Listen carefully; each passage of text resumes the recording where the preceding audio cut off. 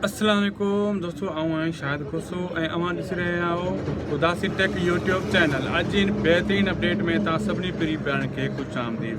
दोस्तों रिव्यू कंदासीं mega soap serial पंहिंजावेरी, जंहिंजा अचण वारा एपिसोड ज़बरदस्त धमाकेदार ऐं सनसनीखेज़ अचण वारा आहिनि। ड्रामो तव्हां ॾिठो त हिकु बहितरीन मोड़ ते पहुतो आहे पंहिंजावेरी। ऐं हिकिड़ी ॻाल्हि दोस्तों तव्हांखे मां क्लियर करे ॿुधायां, ड्रामे जूं ग़लतियूं असां नोट करे रहिया आहियूं, तव्हां करे रहिया आहियो अलाए न। थोरी ग़लती मां ॿुधाईंदो हलां। कासिम जी ग़लती, कासिम केॾो मतिलबु सरियाम घुमे थो ऐं चाकर ख़ान खे ख़बर बि न आहे, सावल खे ख़बर बि न आहे। हू ॻोठ में घुमे थो, सिकू सां बि मिलियो, सिकू जे भाउ जो कातिल आहे। इल्ज़ाम उन ते लॻल आहे, लेकिन हू कातिल न आहे, इल्ज़ाम लॻल आहे।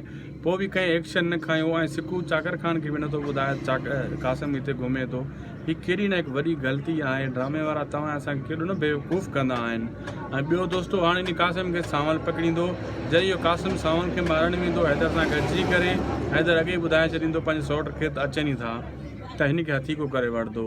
ऐं ॿियो दोस्तों, हाणे हसीना कहिड़े बि तरीक़े सां हैदर खे घुराए सूरत खे बदनाम करण जी पूरी कोशिशि कंदी। हू तयारु कयूं वेठी आहे प्लान। ऐं ॿियो दोस्तों तव्हांखे ॿुधाईंदो हलां त इहो गुलशेर मर्दो कोन, गुलशेर जेरो आहे। हाली दवा हले थी, तमामु जल्द इहो गुलशेर अस्पताल मां मोटी ईंदो ऐं पंहिंजी घरवारी सां सही हलंदो। वीडियो पोइ पंहिंजी पुॼाणी ते अगरि अपडेट सुठी लॻी महिरबानी करे असांजे यूट्यूब चैनल शाहिद खुशो ब्लॉग ऐं उदासी टेक ॿिन्ही चैनल खे ज़रूरु सब्सक्राइब लाइक शेयर कंदा। तव्हांजूं मोहबतूं ऐं जेका तव्हांजा प्यार आहिनि उन्हनि जा लख कुर्बदा।